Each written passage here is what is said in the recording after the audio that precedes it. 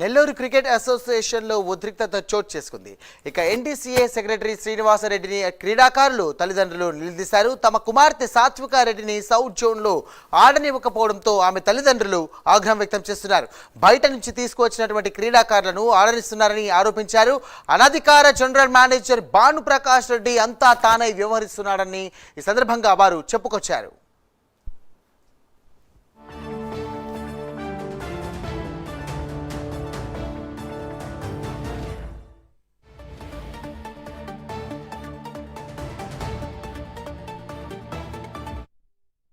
ప్లేయర్స్ని తీసుకొచ్చి మేము నెల్లూరు ఆడిస్తున్నాం అనేది ఈ సంవత్సరం కాదు. ఇది 8 years నుంచి వస్తుంది.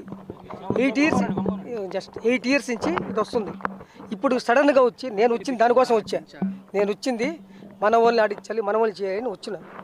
సడన్గా ఇప్పుడు మీ బిడ్డలే ఉండరు, దయచేసి చిన్న రిక్వెస్ట్, మీ బిడ్డలే ఉండరు. సడన్గా మీరు కంటిన్యూగా ఆడుతున్నారు. సడన్గా మిమ్మల్ని సడన్గా ఆపితే భవిష్యత్తు ఏంది?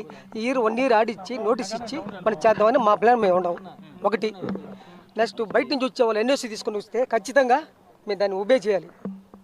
ఖచ్చితంగా దాన్ని ఒబే చేయాలి. రాజమండ్రి నుంచి వచ్చి నెల ప్రాక్టీస్ చేస్తారు.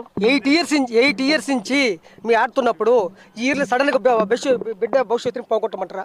క్రికెట్ ఇష్యూస్ వరకే నాకు సంబంధం అండి. అడ్మినిస్ట్రేషన్ ఇష్యూ అనేది వాళ్ళు చూసుకుంటారు. నేను క్రికెట్ ఇష్యూస్ వరకే నేను మాట్లాడతాను. జనరల్ మేనేజర్ క్రికెట్ ఆపరేషన్, నా క్రికెట్ వరకే సంబంధం.